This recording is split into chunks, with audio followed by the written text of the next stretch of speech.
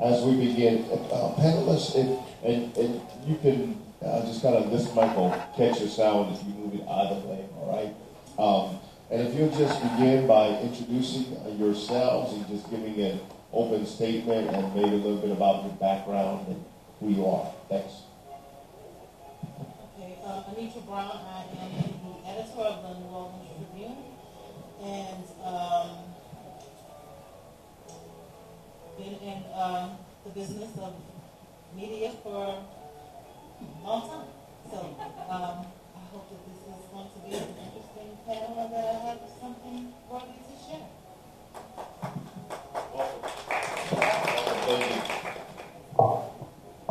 Good evening. I'm Raphael Cassimere Jr. I am a downtown New Orleanian. I've been active in the civil rights movement for about 60 years.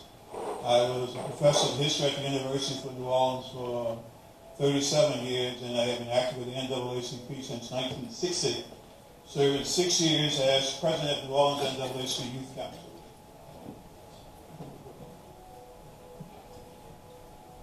All right, Mr. Cassimere, thank you. Mr. Derrick, would you please introduce yourself? Hi, I'm Derrick Murray. Can you hear me in the back? Yeah. Great. My experience with this topic as a graduate student, I was at the University of I was a doctorate candidate in journalism and mass communication.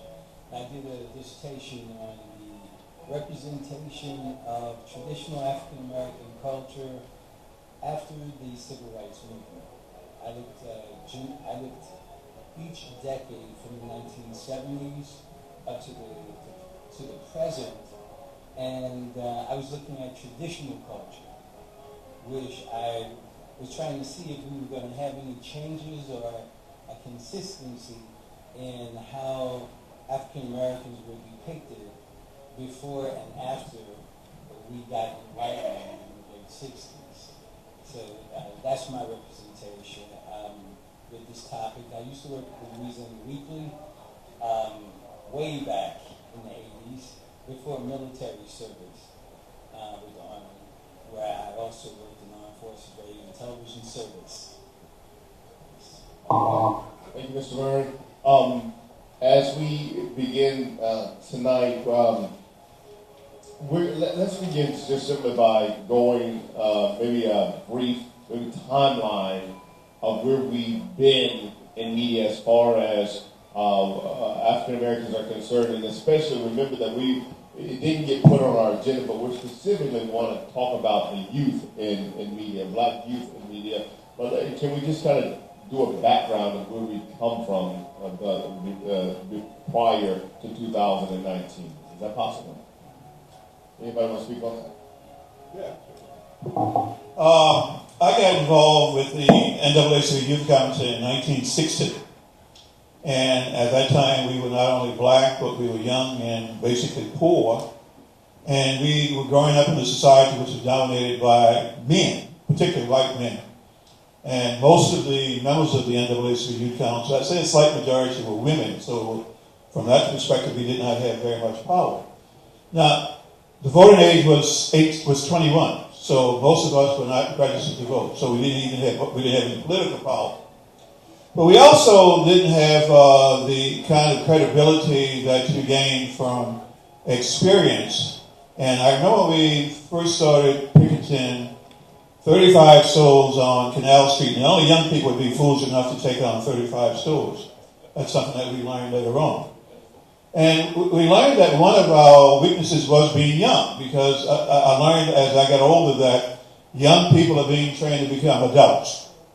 And I remember we went to negotiate with Krause.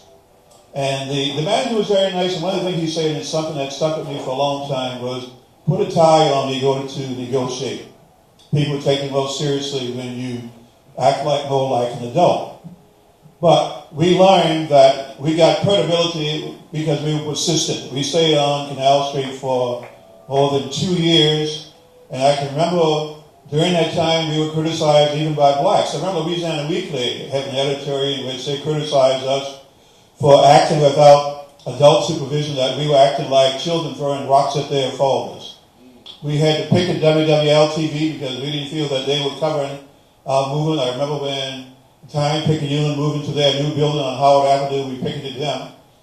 But when we finally ended the boycott after 2 years and regained hundreds of jobs, literally hundreds of jobs, not for any of us because most of our members were too young to work. We had preteens, we had teenagers, and we had college students. And we gained literally hundreds of jobs, and we ended the boycott. And I remember the press conference was covered by black media, only radio stations at that time, WYLD and WBOK, and the 3 television stations, WDSU, WWL, and WGNO. And one of them said, this is the first time we have ever been called to the ending of a boycott. Because there had been any number that had been started, but they kind of petered out because young people felt some have to stay in Powell, they have to go to school in other places. But we announced what we had won. And that means that we learned that if you are persistent, then you can gain credibility. And from that point on, when the NAACP Youth Council took on something, we got media coverage.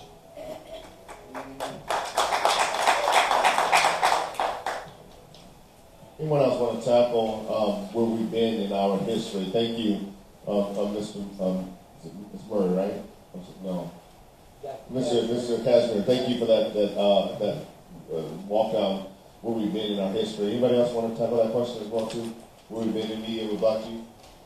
I don't know that I'm speaking specifically to Black youth, though I think the issue encompasses Black youth families in general. And just from a historical standpoint, I think that we find ourselves, when it comes to media portrayal of Black images, not very different today in a lot of ways than we were 60, 70, 80, 100 years ago, in terms of the inaccuracy often of those images, and then how those inaccurate portrayals end up bolstering negative and false stereotypes. And so hopefully that's some of the things that we're going to be discussing tonight. But I think if I were to just kind of look at it from a historical standpoint, unfortunately, I don't see us in a lot of ways having made as many leaps forward as you think we should have, considering that it's 2019. We'll talk about that Mr. soon. Murray? Thank you. I guess I'm the one who's a little bit different from the rest. I have a different background. My background is not in activism per se. I look more at the representations that's coming from mainstream media. Now, over the years, I think those depictions have changed a bit because our kids have changed a bit. Their presentation is different today. Dr. Cassimere just talked about how he was encouraged to present himself when making an argument in public. And I think the kids today have a much different outlook. Particularly the idea of sagging pants, I think makes a real big difference in presentation. And I think historically we had the high ground for anybody who cared to be open to what was going on in society. It wasn't hard. It was a question of being honest with oneself. Today it's a little bit more complicated. There are people who present themselves in a way that some can feel is intimidating. I think a lot of people can feel intimidated by the styles that are being presented out in the streets today. And when the media represents that same style, is that a case of the chicken or the egg? Is it a negative portrayal that's influencing public, or is it more negative representation that's turning off the public. I think there's an argument to be said for both. And I hope we get a chance to explore that tonight. Thank you, Mr. Murray. Can we take about 5? I want each of you, if you would, to take about 5 to 7 minutes to present to us what you think are critical pieces of information that we need to know pertaining to this discussion. And also, for all of you who are in the audience tonight, know that there are index cards to the right side of the stage and the left that you can write down your question. If you want to personally ask your question from the microphone, put your name on your index card so that we can call out your name. You can grab the mic and speak that question. Otherwise, just write it down in the index card, drop it in the bucket. If it doesn't have a name on it, we will read it here from the stage. But please take all the opportunity you need to write out a question and put it in the index card. So please, panelists, if you would, just give us 5 to 7, take 5 to 7 minutes to give us any background or any information you think is pertinent and critical that we must know. I just want to follow up on what Mr. Murray said, and I think it's true. When we were growing up, we were conscious of the fact that we were acting not just for ourselves, that we were acting for a group. That we were, in many instances, pioneers, and we welcomed that. I think back what he mentioned about the way you dress. You weren't just speaking for yourself, you weren't just presenting yourself, but for groups. The thing that I think I can I relate to that kind of stuck in my mind now was who was behind the media cameras at that time? Nobody who looked like me. I remember Farnell Chapman and Hugh Duplain and Lionel Lombard. I think they were the first 3 blacks who were hired by the local TV stations. We did have the Louisiana Weekly, and we had for a while Data and WBOK, WYLD, and they had their own reporters, and we would do little interviews with them. But in many cases, the people who were interviewing us were not necessarily sympathetic to what we were doing. There were 1 or 2 exceptions at that particular time. But we welcomed the opportunity to speak for ourselves. We welcomed the opportunity to represent what we thought was important for us. Even though we didn't have nearly as much money as I think a lot of people have today, may not be poor, but probably more working class, we weren't interested in jobs. I mean, there were some of us who were going to college, and we had part-time jobs. I had 2 or 3 part-time jobs while I was working. We had children as young as 7 and 8 who were picketing. And believe me, they knew what they were picketing for. They certainly were not looking for any jobs. We had junior high school and high school students who were on the picket line, and they knew what they were. And they were unafraid. They could not be intimidated. We believed that we were in something that was important and that we were winning and that we were going to export. So we not only were involved in New Orleans, I noticed on one of the handouts the picture of somebody in Vacherie. We organized NAACP branches in Front and Back Vacherie and Edgard and Lucy and Donaldsonville and New Roads and Baton Rouge and Lafayette, because we felt that this was something important for other people to be involved in. It wasn't just for an individual job, but it was for a movement. And you know the phrase that there's nothing more powerful than an idea whose time has come. And we were conscious of the fact there was something that was happening in Asia, in Latin America, in Africa, and we were part of it in something which was much bigger than we were. We had role models. I mean, A.P. Turo didn't make much money. Dutch Muriel didn't make much money. A.M. Trudeau, Chapato. People who were involved for what they thought was important for lifting the whole race. And we got caught up in that. I think we still have a lot of people like that today. I don't know how much you were struck with the young people who organized that movement after the shooting in Florida, March for Our Lives. I never thought people could do that. And they were very impressive. So I think sometimes we say, well, there's nothing happening. Sometimes we kind of forget that most movements only begin with 1 or 2 people. You just need somebody to start. When we started that campaign on Canal Street, we had $11 in our treasury, $6,000 in the treasury, we had 11 members. You'd be surprised the number of people, young people, blacks, white, college students, teenage students who came along. People who were not involved with us, who gave us financial support. We didn't get paid. That people thought that we got paid. If we picked it for the 4 hours, we got a hamburger that cost 16 cents. Bus fare was 10 cents at that time. We didn't get paid. But the people who came in, who got involved because they saw that this is something that's going, and they wanted to be a part of that. And the same thing is true today. Sometimes all you need is that spark. The media will be there. They will cover, if there's something going on, they will be there. And we found that was important because the police acted a little bit, well, I wouldn't say necessarily nicer. They were less vicious if there were cameras there covering the movement.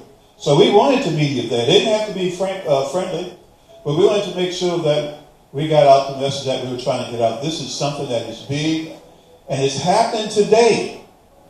To see young people, I mean, if you saw that march, there were kids who were pre-teens, and they were well-spoken, and they knew what they were talking about. And so organizations like Justice and Beyond keep going.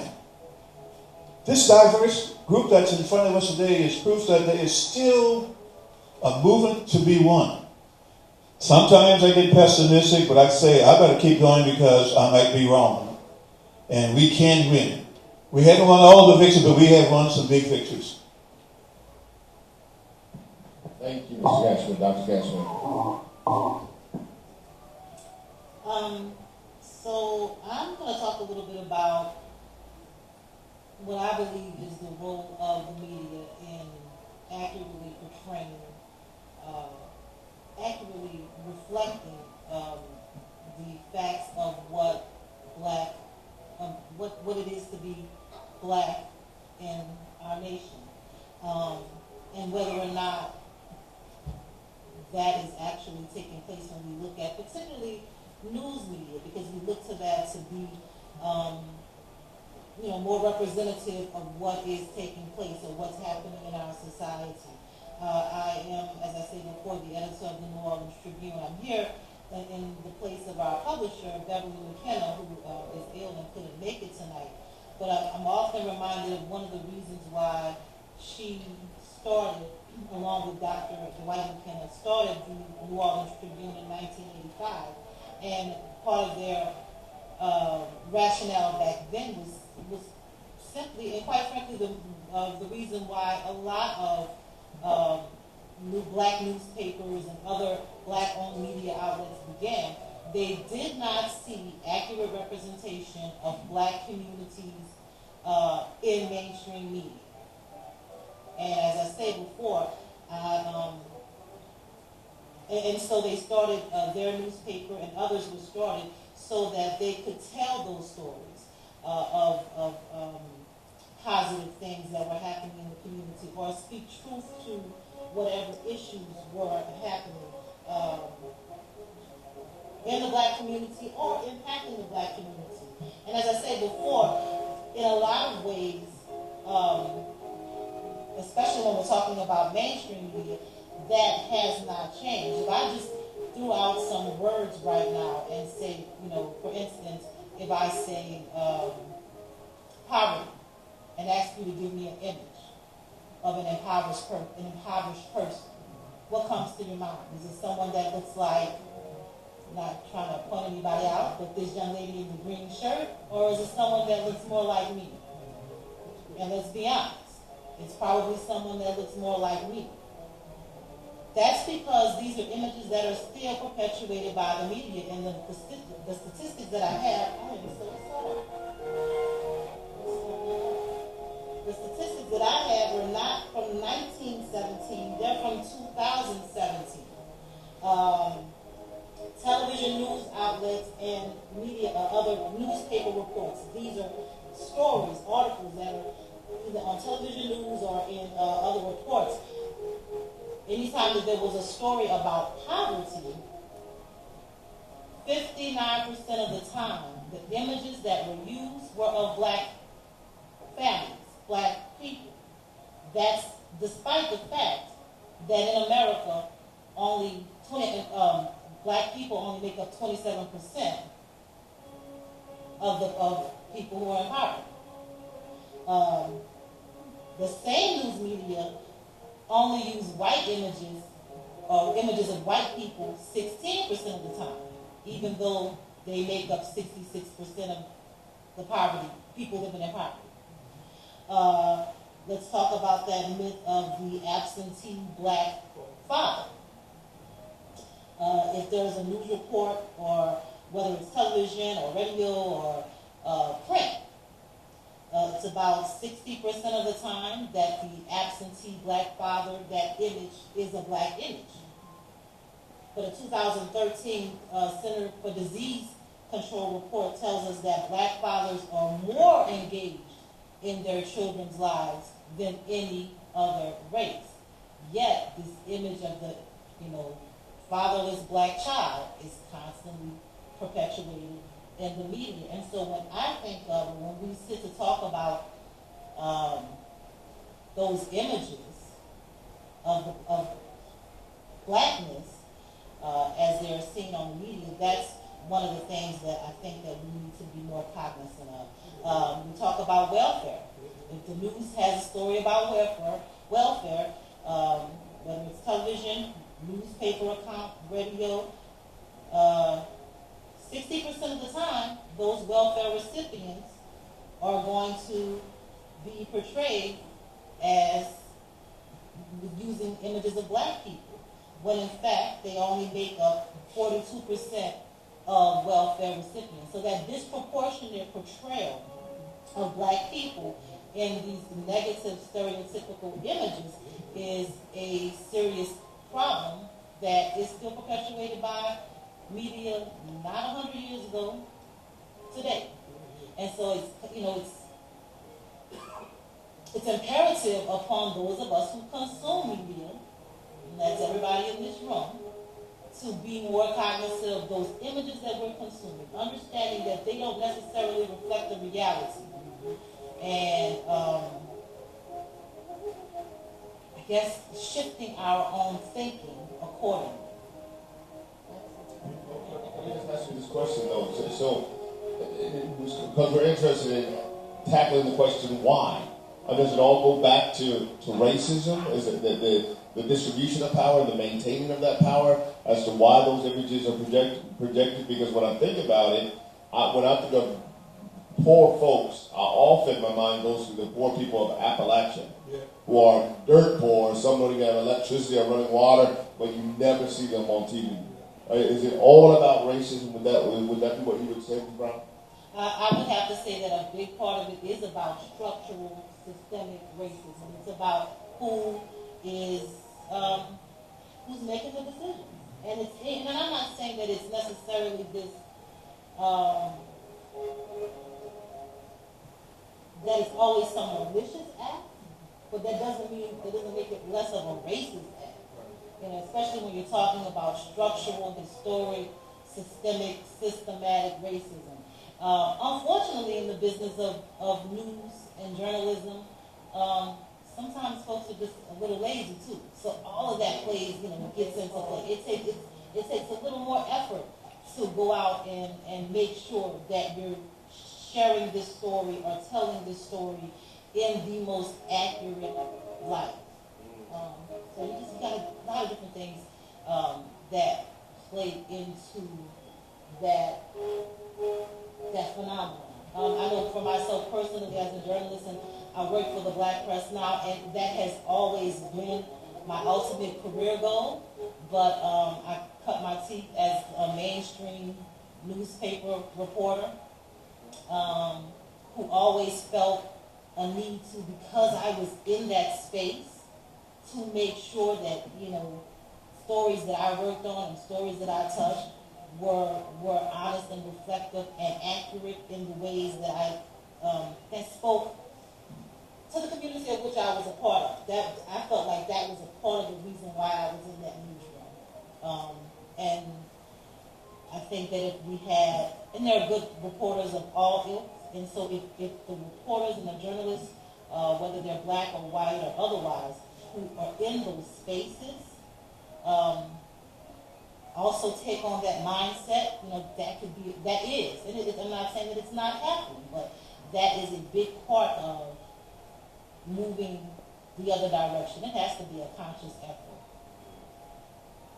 Add on that, I agree with when you say that the information is there.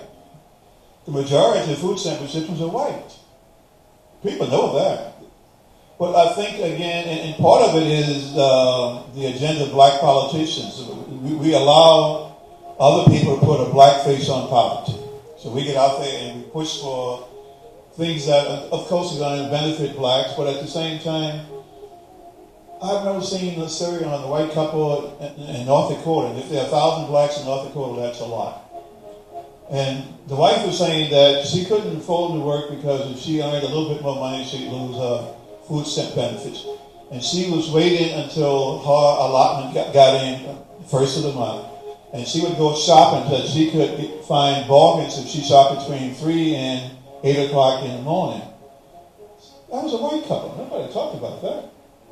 Food stamp program began as a result of Jack Kennedy campaigning in 1960 in West Virginia. And the black population of West Virginia is less than 10%. And he said he saw the kind of extreme poverty that he had not seen before. Most of the programs for the poor were not designed to help blacks. They were designed to help whites. And most of the benefits go to whites. But we had this notion that when we talk about black people, people who are in need, as you mentioned, it's almost as if it's not expected that a black father is going to be with his family.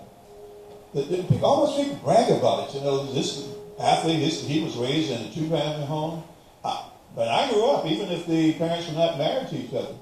The father was there. I had an aunt, I didn't even know that she wasn't married to Uncle Tom until he died, and in the paper they mentioned about survived his devoted friend. Devoted friend? What does that mean?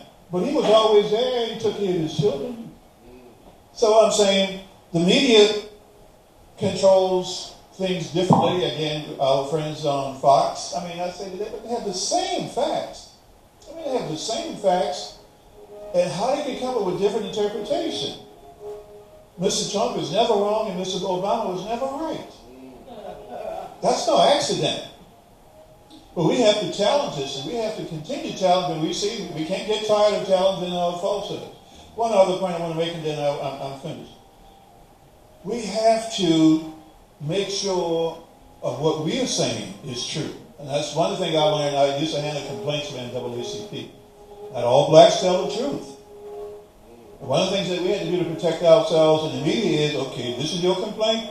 There's a lawyer around the corner. He's going to notarize this for you for nothing. Because at least we can defend ourselves. This is what we were told. Because sometimes people will not tell you the truth. So don't be afraid of the truth, no matter where it comes from. Thank you. Mr. Murray, would you please tell us, according to your research and study, what critically we need to know about this issue? Well, as far as 5 main and critical considerations about the media representation of young African Americans, I think I should probably start with what Malcolm X said many years ago about the power of the media. He thought and he found that the media was the most powerful institution in our society because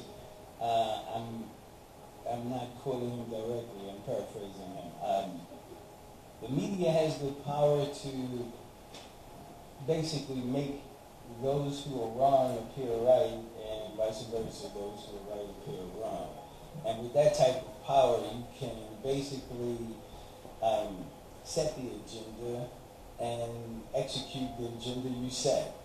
But as far as 5 considerations, I would name them, as far as I see them, as identity, which is informed by knowledge of history, contemporary politics, what I would call contemporary realities, and also external forces. As far as identity is concerned, I'm talking about how a person sees oneself. When your sense of self is influenced by outside forces, erroneous forces, political historical forces, it makes it hard to deal with what other people might call reality. I think both sets of people, and I'm just going to break it down to a black-white concept, just for simplicity. I think white people are basically dealing with a sense of we give different privileges. Jacqueline Bathory is on YouTube. She's a PhD and a legal scholar, JD and PhD, right? And she goes back talking about the 17th century in colonial Louisiana. Not colonial Louisiana, colonial America. I think it's Maryland she was talking about. Okay. And one particular court case, when we stopped being British and other types of Europeans and being seen as Africans, and then we became seen as white and black, it was at a time where even Africans who were held in bondage could get out of it through indentured servitude and finishing up, but there was some taxes levied by the British, and the recently freed British and the recently freed Africans joined together to protest the taxes. And at that point, the elite in Europe, in Britain particularly, realized that they had to break that potential coalition up. And the way they did it was created a new law which gave different privileges to the different two groups. Okay, so they were no longer equal, and those privileges was something that whites have always been promised: higher status in society, the poor whites. But they didn't get higher status. What happened was the blacks got even lower status. They were put into a position of permanent servitude, permanent enslavement, from generation to generation to generation. So the poor whites didn't get much, but they could look down on the blacks. They had more than them. And divide and conquer, play one side against the other. And we're still dealing with that today. Okay? So, Joy LeGroux talks about that in her PTSD, post-traumatic slave syndrome theory. And we look at something like what just happened last week with the actor from the TV show Empire, Jesse Smollett, right? His sense of himself, who he was, and what he thought he could get away with, and what he was willing to dupe society to help his own agenda. It showed a person who, it's almost a nihilistic outlook. Yes, and no allegiance with a community. He was willing to, just turn his back on the black community, turn his back on the gay community, which he's part of, and for a power grab, because he wasn't getting what he thought he deserved, which was more than $100,000 per episode that he was getting for his show. He thought he was worth more. Actually, I could see why he thought he was worth more. But this second thing, this knowledge of history, that falls into things too. When we look at the protest movements of the young people today, how easily something like Black Lives Matter can come on the scene, fueled and supported by outside interests. And people think that represents us. And they don't represent us. But they've been presented as the black representation. Right? And through the lack of history, our history in this country has been one of survival and fighting against the odds. But many young people today who face things like police brutality, they seem to think that they're facing a unique battle. They have no idea that every generation has dealt with that. And instead of looking at the success, because I personally believe that our success through enslavement is the greatest story of human overcoming oppression in world history that we know of. But a lot of people are ashamed of that history. They know nothing of the people, the traditions they have, or had, and the strengths they drew from those traditions. You know, So when history is lost from generation to generation, there's a lack of things to build on. And you see a disconnect between what the professor was talking about, his generation, and the generation of today, where people feel that they're supposed to be able to walk around with their baptized in their mouth. And they feel some kind of way when people don't want them around their kids like that. Anyway, contemporary politics. And I'll be brief. Umar Johnson. Some people may have heard of him. Quite a controversial figure. Umar Johnson. Umar. But he has some other names too.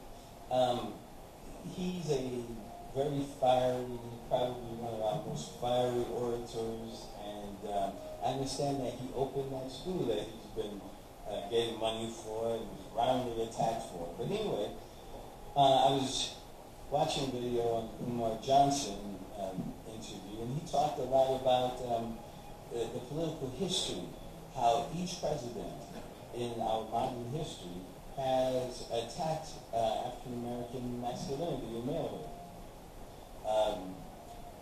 And I am not prepared to go through them and tell you about it, but I would urge you to check out Umar Johnson on YouTube.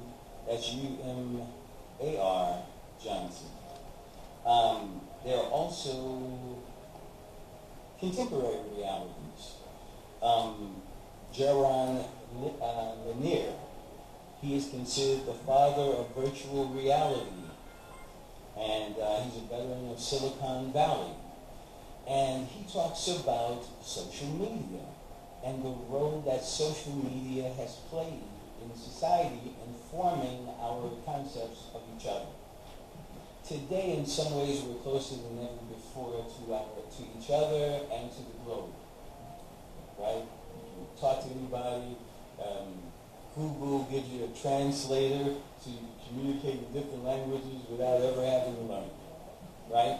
But then at the same time, Mr. Lanier talks about how addictive Facebook is and how they use algorithms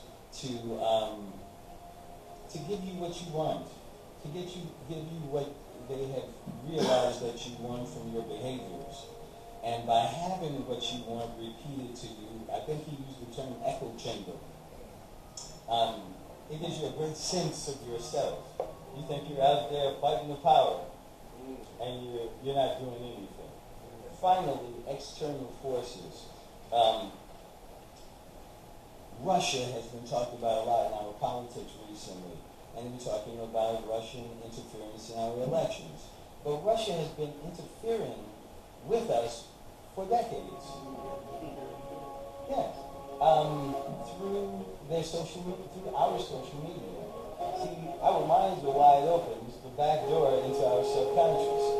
A KGB, an ex-KGB person was being interviewed on YouTube. And the guy talked about the 4 levels of propaganda that they use. I'm going to mess up the first one. But it's basically a 20-year program to start influencing another generation, a coming generation. And everybody talks about the change with the young people and their acceptance of more socialism.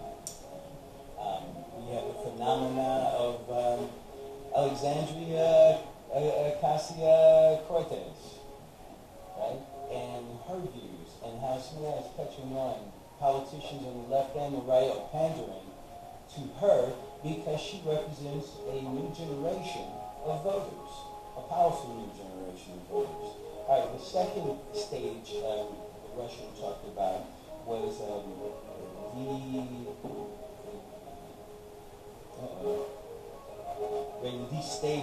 destabilize the government and the society. I think we see a lot of that in how we have some people who listen to certain media and other people who listen to other media and never show the two intertwine. He also talked about creating crisis, and I'm going to think of the last one, but we see a lot of crisis where we have a present administration that has a normalization.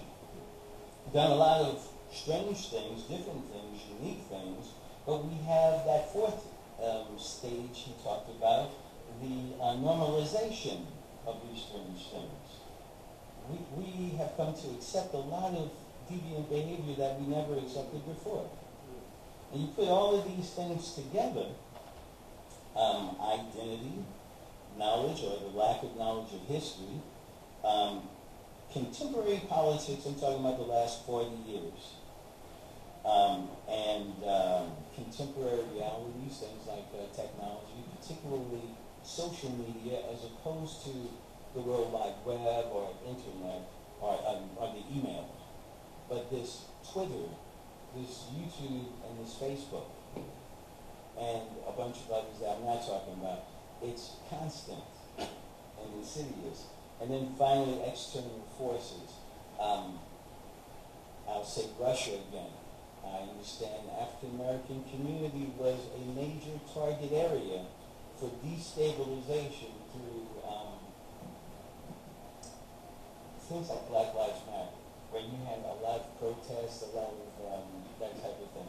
So I would put those as the 5 major critical considerations in the representation.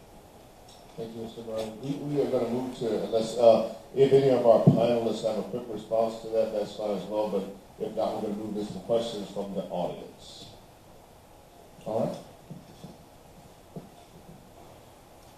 This is the first question. Excuse me. In what ways can we highlight positive youth? Example, positive enforcement, reward the good, not highlight / glorify the bad.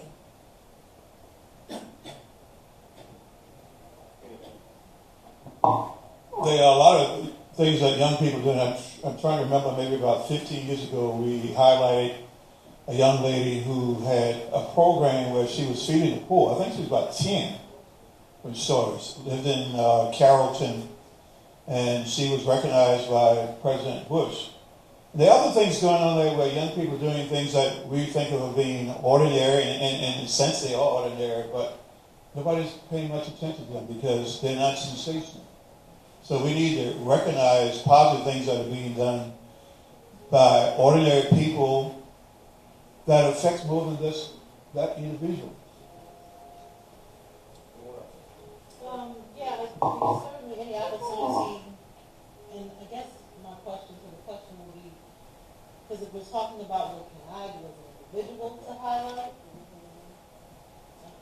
every opportunity you can get to share, reflect, show a positive image of youth, particularly African American youth, that's fine. There's so many ways you can do it now, of course, because of all the new technology and social media.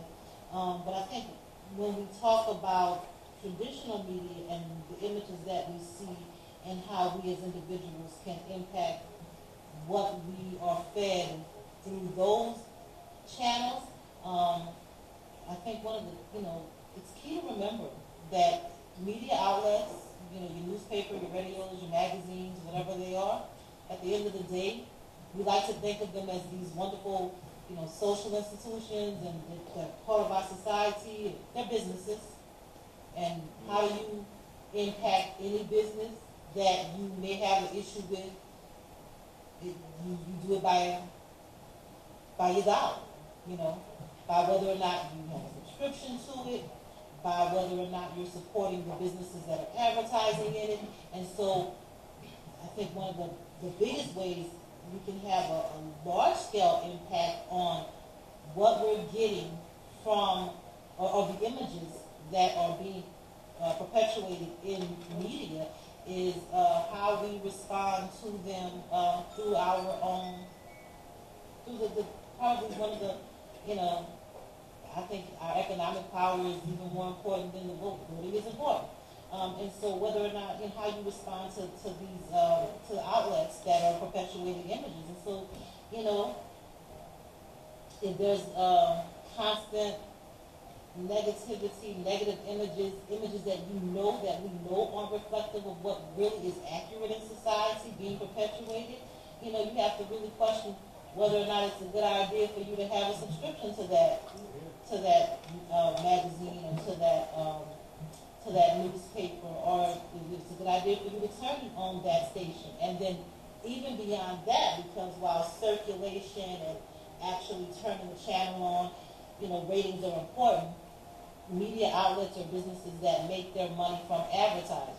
And so when you then let advertisers know, look, I'm not gonna, buy your product because you're advertising on this station or in this paper that constantly negatively portrays a community or young children or whatever the case is, then that's another way that we can, I think, as a society, allow our voices to be heard in terms of impacting the images that we see. It's a business, and so if you don't like what they're giving you, stop consuming it. Thank you. The next one, Sonny will come and ask his question.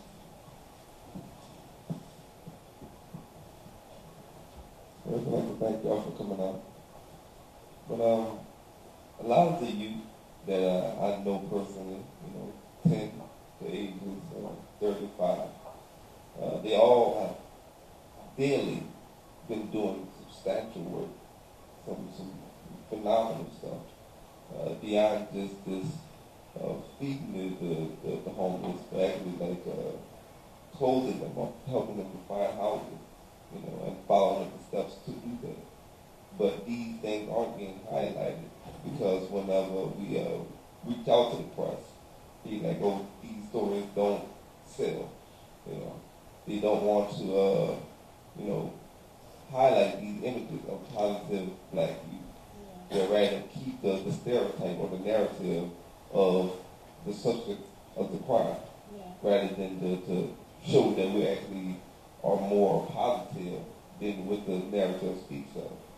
So I ask, how do we combat this in the aspect of cutting through the veil that's kind of keeping everyone blinded to the aspect that there are current events that we're doing in order to combat the negative offensive violence?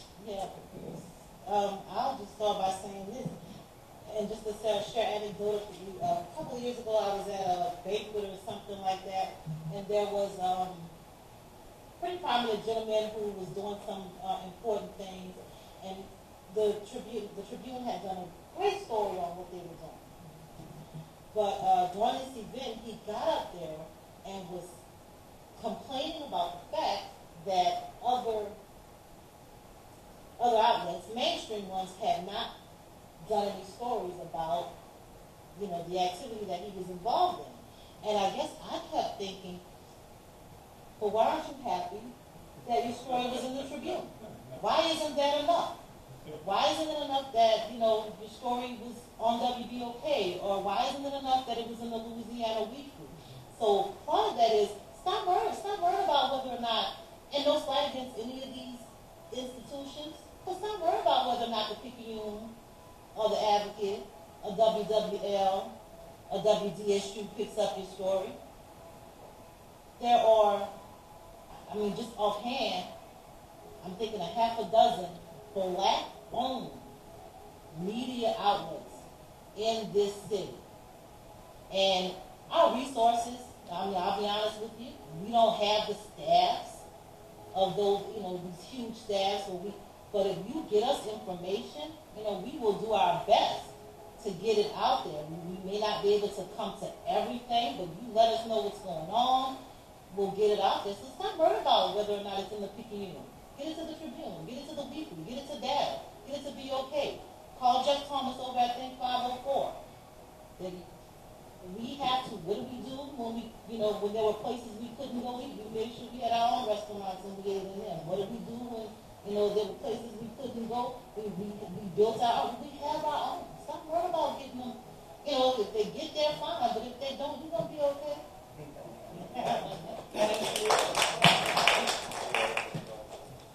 Anyone else?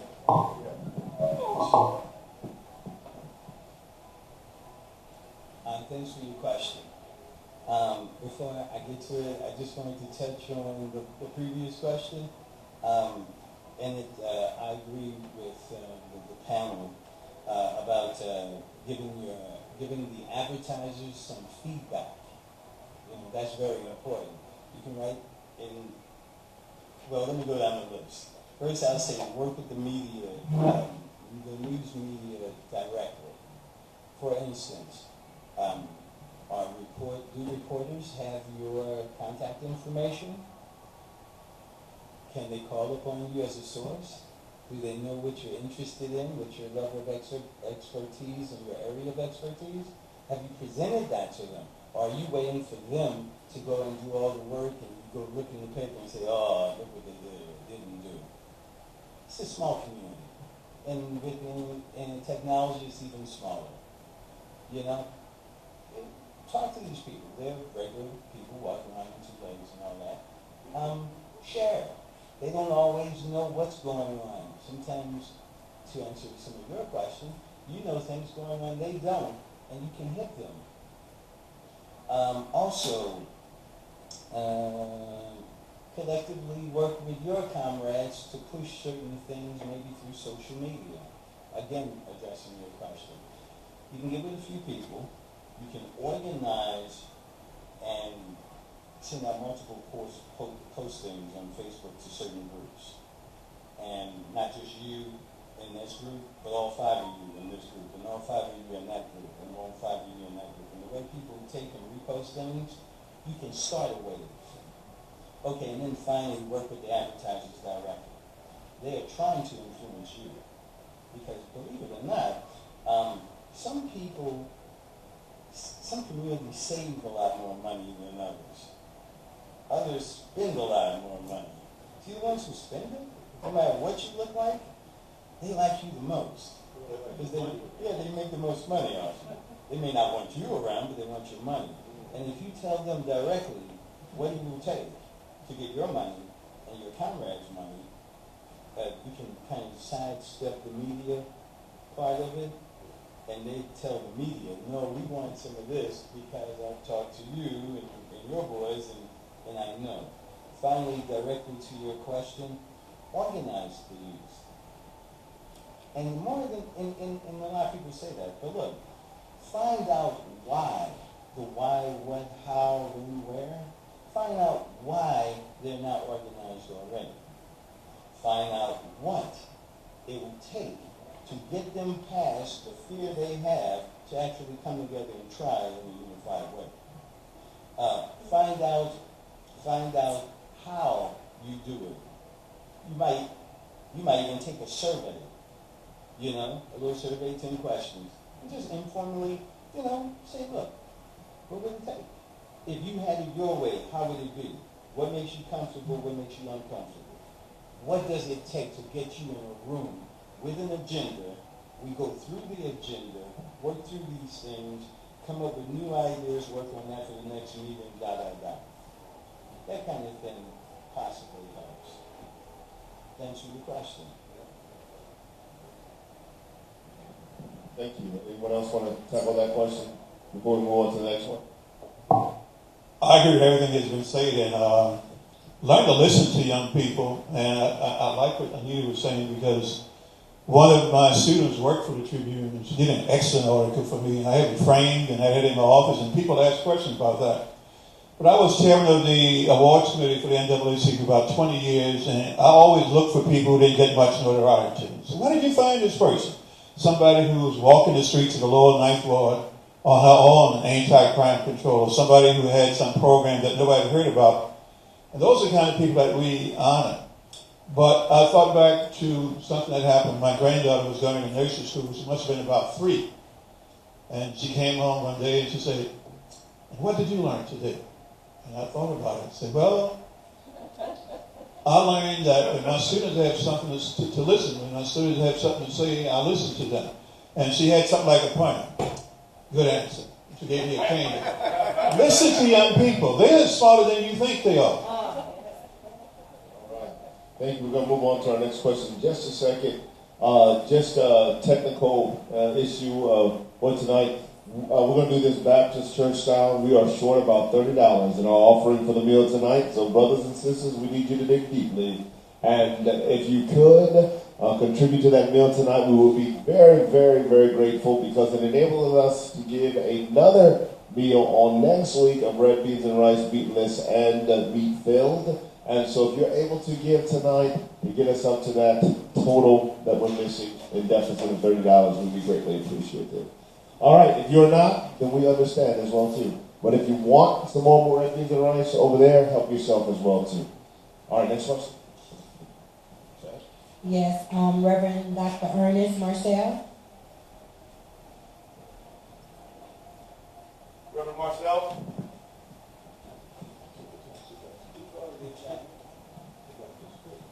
Good evening.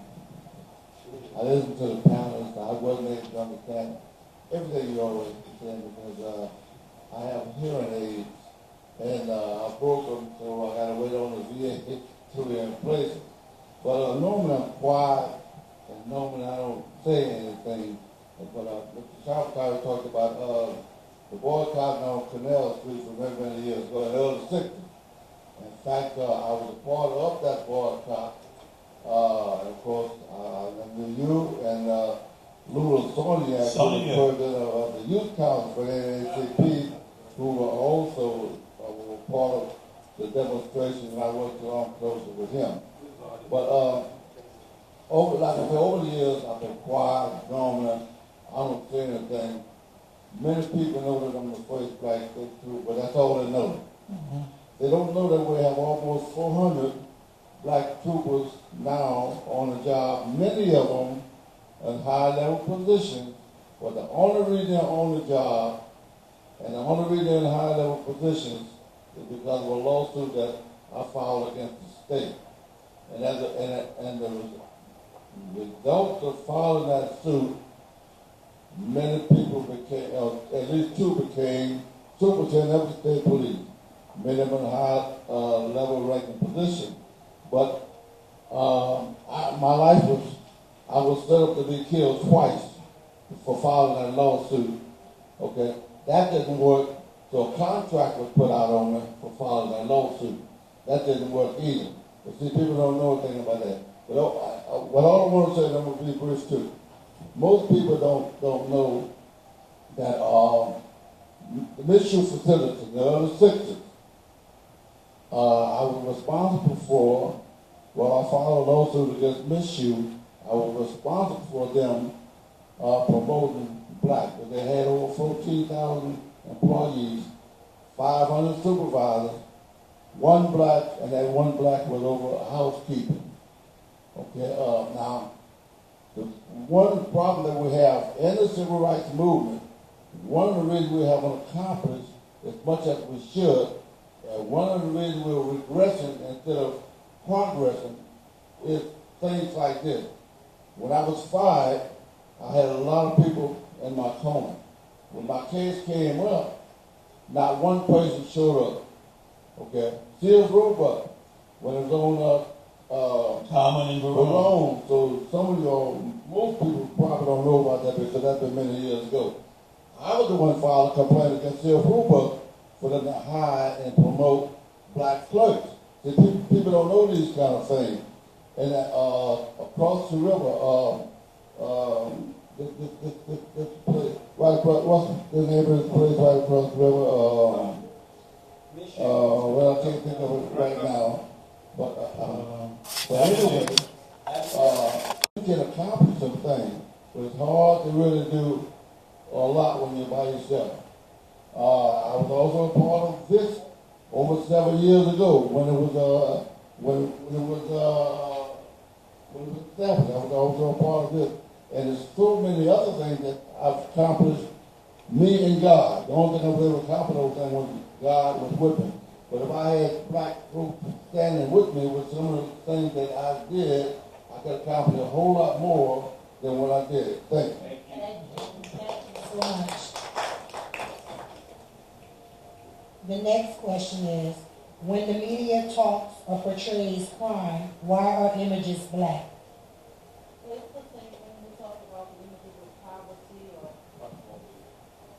I mean, in my opinion anyway, it's the same issue as we look at the images of poverty or welfare recipients that those images are disproportionately and inaccurately African American, Black, and it's because of structural racism and the unwillingness to take the effort that it requires to be more accurate and reflective of what happens, of what's really happening. Now, of course, when we talk about, crime reporting or whatever, if it's a particular, if it's a suspect, then it's that suspect. But there are other ways in which those images that we see are inaccurately portrayed. For instance, when the police are looking for someone and they give you a description, and it's, black guy, wearing blue jeans, white shirt, 5'5", with an afro. I mean, that's, that's half of the city. And so just those kinds of, useless descriptions that are often used in the media when, describing a suspect. And so again, it is a part of it's a part of the issue that we have in America, structural racism, and it requires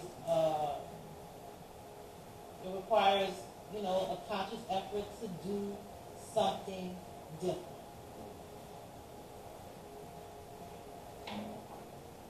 Sums it up. That's all. The next one states, the Urban League kept a record of disparity of media treatment of blacks in New Orleans. Does anyone do this now? No, I'm not sure of that. I can't say. Yeah, well, I don't know. You still have a record, you do that? Thank you. The next one, what is the most racist thing you have seen against black youth and where?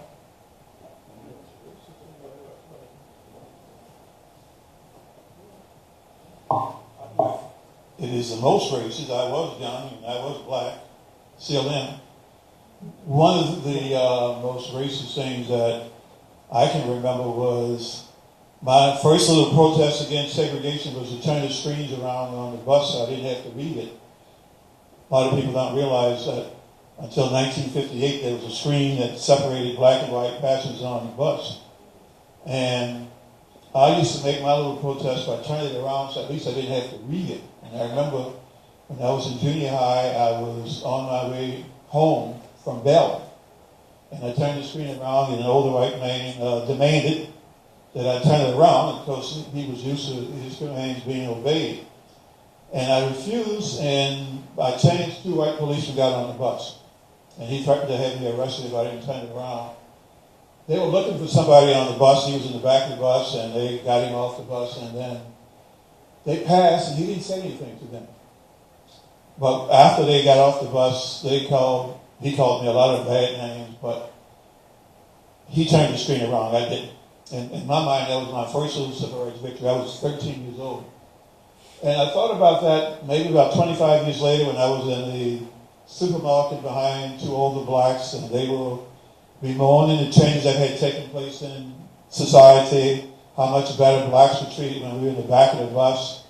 And I thought I must have been on the wrong bus, because I don't remember anything that happened like that.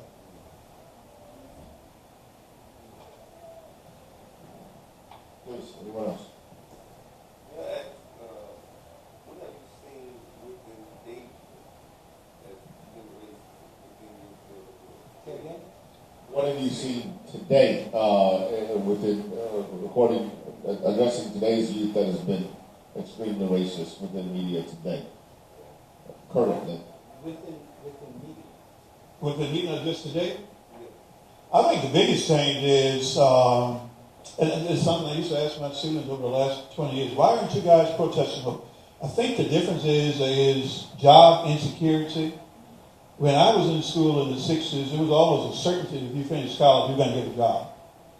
And you didn't leave with a high indebtedness from student loans. And so a lot of students, of course, are working and they have loans, and they're much more concerned about getting out so that they can get that first job and they can begin paying off the loan. But I think they are concerned to just have this sense that there's not much they can do.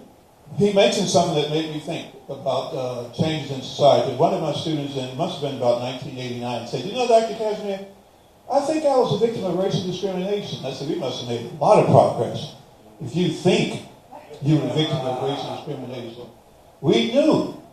And I don't think a lot of us, because I talk with my own children, my grandchildren, I don't think we do a good enough job in telling them. Maybe we're trying to protect them. How bad things were, how dangerous things were.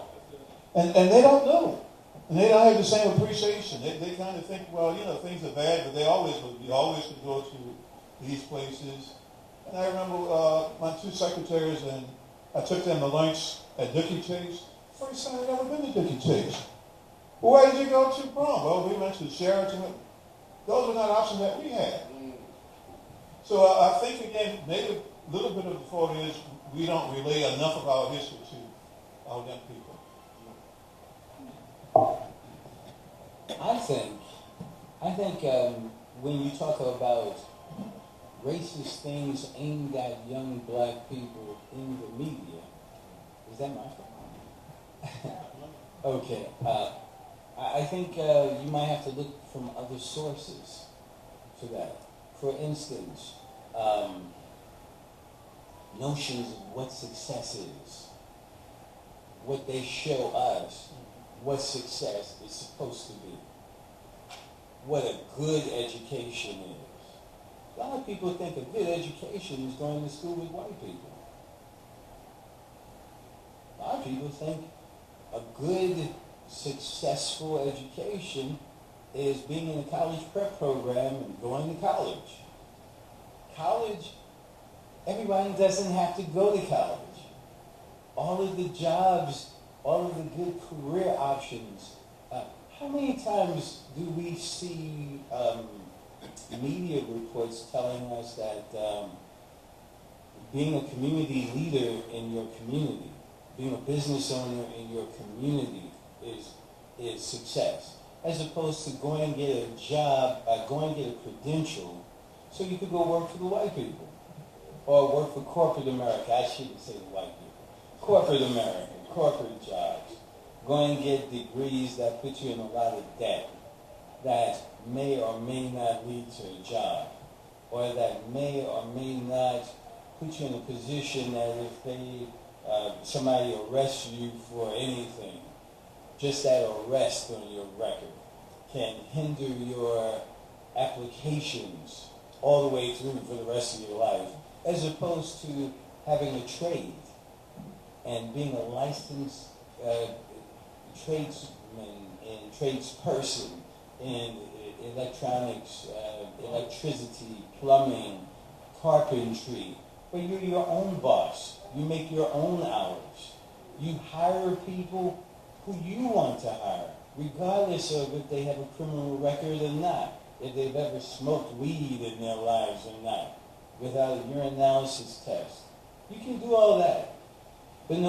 But we don't get those images sent to us. We get these other images sent to us. Now, I think that's a form of real racism aimed at you. I think it's racist that we're dealing with these questionable charter schools. And people act like, wow, I have to send them to these schools. It's not like we can educate them at home, homeschooling, even family schooling. Where you and your cousin and them get the kids together, right? And they learn about reading, writing, arithmetic, as well as some family history. And you're working to rebind families together, rather than always talking about how they're being broken down by the system. We can do a lot of things proactively. And while I'm on the road here, I think there are things that we can encourage the kids to do. Writing journals. That's good for everything. But it's great for taking your emotions and working them out. When you put them on paper, you kind of, you edit it together, you start thinking in that process. And when you keep saying the left, maybe sometimes you start thinking about the right. What did I do to facilitate this problem? What could I have done maybe to change this? You can work that out on paper sometimes. Interviewing newsmakers, like the Reverend, like these people on the panel. Interviewing elders. Just people who are not famous, but people who are alive. People who are not in jail, they're not dead. They can tell you some things about surviving beyond your 20th birthday. Kids can do this, but they have to be encouraged to do this. Thank you, Mr. Murray. I wanted to ask a question as well. In 2004, I can't remember if it was a Tribune that hosted that reunion for the Black Panthers, or Gambit. I think it was the Tribune. And it was hosted at Aretha Castle Haley, the museum on Aretha Castle Haley Boulevard. It was a reenactment from what took place that day. I think it was the Tribune. That's highlighting things of the image they portrayed of them too, a bad image they gave them. But that day I learned, all them years later, that they were not what they portrayed them to be. So many of our people try to protect their children from the street and don't realize they're really harming us because the streets will swallow them up. So when they say 10%, there's another thing. When they say give 10% of your tithe in the church, God tells me my 10% just to go visiting a school and spending the 10 minutes or 10 hours a day with these kids, teaching them things or giving back to the community. But not many of us do that. So why do you think? I mean, you're that busy that you couldn't take 10 minutes to go and speak at a school? This is my 9th appearance for Black History Month. That is very, very important to share information with people. They need to know the story. I often mention my grandmother was born in 1872. Yeah, 1872. She was born during Reconstruction. She used to tell us about her father, her husband, and her grandfather who were registered voters, which was very difficult for me to understand growing up in the 1940s and 1950s. I often say if she told us that we were somebody. And I often say if she lied, she did a good job because I really believed it. And this is so important for people to know that they are somebody. And if you are insecure with $5 billion, as certain people we know are, it's not going to make it very easy for you. You have to feel good about yourself.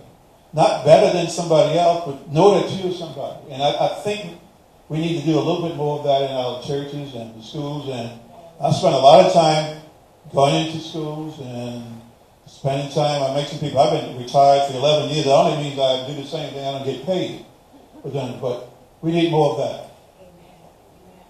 I have 2 questions left.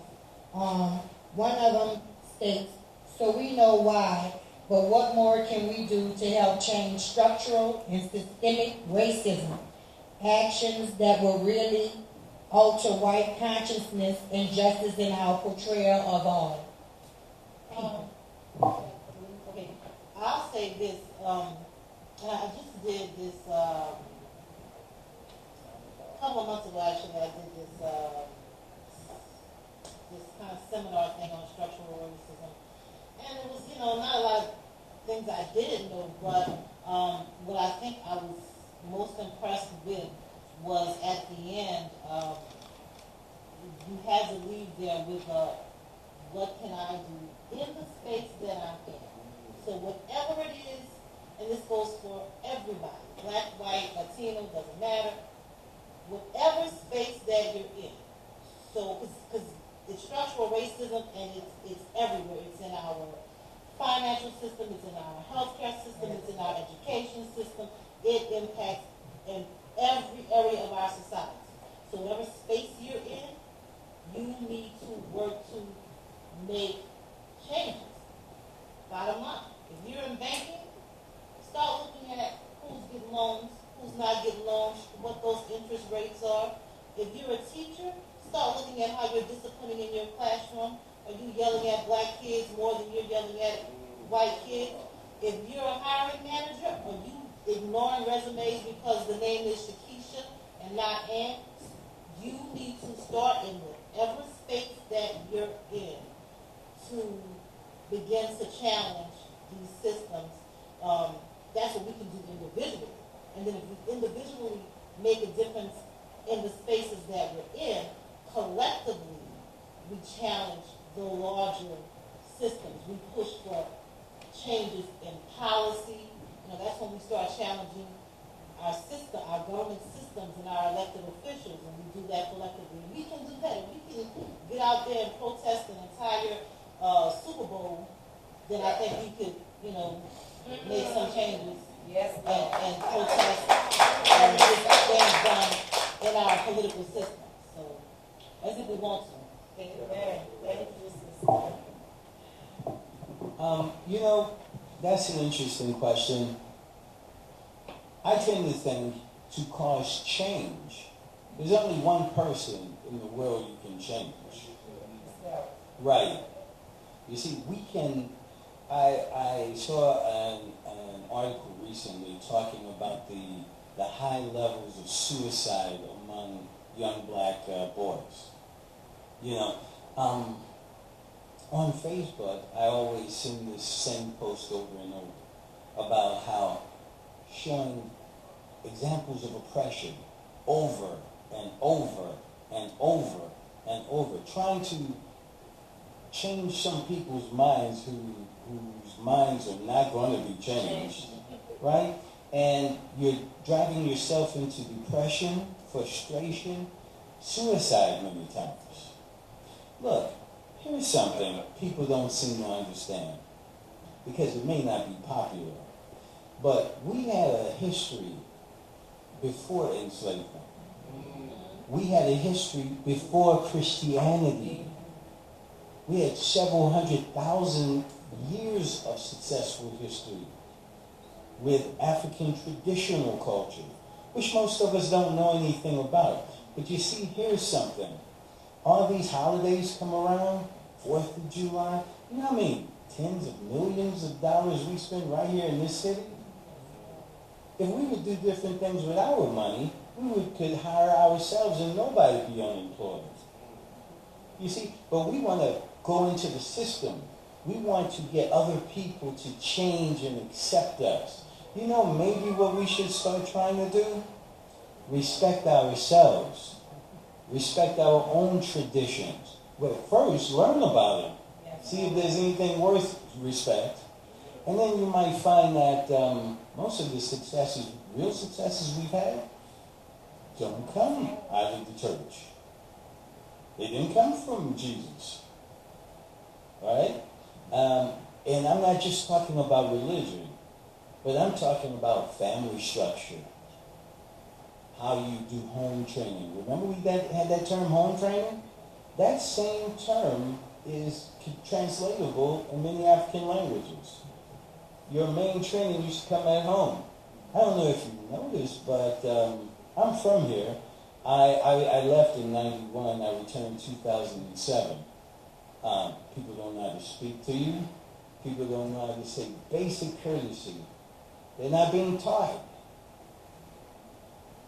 How are the kids supposed to know something if the parents aren't teaching? Look, maybe there are ways we can organize a meeting without Robert's Rules of Order. You see, there are other institutions, there are other interpretations of the Most High. Some people can't even think about God without the oppressor's interpretation. I'm not trying to say anything radical, I'm just trying to say we're in a cultural war. People are trying to destroy us. Begging them to be nice to us and they're trying to destroy us is not the answer. Maybe we need to look at tactics that we can defend and promote ourselves and develop our own agenda and have a community and not just a neighborhood. Amen. Thank you. This is the last question. It states, do black TV newscasters on local commercial stations have discretion to report stories that accurately reflect more significant, positive, and negative issues? Hell no. Sometimes. Yeah, it depends. I mean, it depends. It depends. I can't say what goes on in every single newsroom. You know, sometimes stories are assigned. Right. Sometimes a reporter gets to say, "Hey, I'd like to do a story on," and then it could be yes or no. Then how that story looks, even if it gets done, is another thing. Real quick, because I said before, I worked for, it's always been my dream to work for Black Press, but I did a couple of years in mainstream media. Personal story. I worked in Coastal Carolina. They had 2 biker weekends. One was majority black, the other one was majority white. And it didn't matter whether it was television or the print. Every story made the black biker weekend look like the worst thing ever, and every story made the white biker weekend look like, oh, these great guys on their Harleys, look at them. So I did a story about the white biker weekend that really showed what happened and how it wasn't much different than the black biker weekend, in that it was a bunch of rowdy people causing havoc and trashing the beach. At any rate, story. Everybody loved the story, and my editor comes to me and he says, "Great story, Anitra." And I said, "Yeah, and black guy." I said, "I really thought it was important to show that the way that white folks act when they come to the beach wasn't much different than than when the black folks come to the beach." This black man tells me, "Well, that's not why we're here." And I said, "Well, brother, that may not be why you're here, but that's exactly why I'm here." And so a big part of the reason why I knew that my place was in the Black Press is because I could not be someplace where my voice was going to be suppressed. Amen. And so that's just it. I mean, even the people who are in those spaces, they can fight to tell the stories. Amen. We're gonna just finish up with some closing remarks from each of you, and then if any of our audience members have anything to add in terms of where do we go from here, that's the final question to all of you. Where do we need to go here as a community and as justice fighters to change the reality of how there is black representation in media and that portrayal? Panelists, would you please take 1 minute to 2 minutes to just give your closing remarks, please? I feel like that was mine. You're here too? Dr. Cassimere, Ms. Murray. I think I might take 3 minutes. I'll tell you something, a little personal story. I'm from New Orleans. I went to Tommy Farm, Green, Crocker, McMahon, finished from Fauquier High School. I could have gone into the military at that time as an officer, but I didn't. Then I went to Xavier. I did go to Xavier for a little while, but I finished from Suno. Anyway, I went to the military, to the Army. Went to the Army. Everybody, when they found out I'm from New Orleans, they asked me about 2 things: Mardi Gras and voodoo. Could talk a little bit about Mardi Gras, didn't know anything about voodoo, right? So everybody kept asking me these same 2 questions. I'm not the type of guy who likes to say I don't know about my hometown over and over and over. So I said, I'm going to have to find out a little bit about this voodoo thing, right? So I came out. I had about a semester or 2 left at Suno. I took my last course, my last semester. It was African American Humanities course, and it was taught by Sarah Hollis. Anybody here knows Dr. Hollis? She taught out there over 40 years or so. A European American woman, PhD in African art history from Indiana University. Anyway, she team taught the class with Charles Fry, who's now deceased. The book came out, Yoruba, 9 Centuries of Yoruba Art and History. It was an art history book. First time in my life, went out to the New Orleans Museum of Art each weekend for 3 weekends, and there were 3 authors of the book. Each weekend, a different author talked about it. we learn all this stuff about Yoruba culture. And we're trying to figure out, what is this about? They were urban people for 9 centuries and they had farms and stuff. Anyway, at the end of the semester, the last class of the semester, Dr.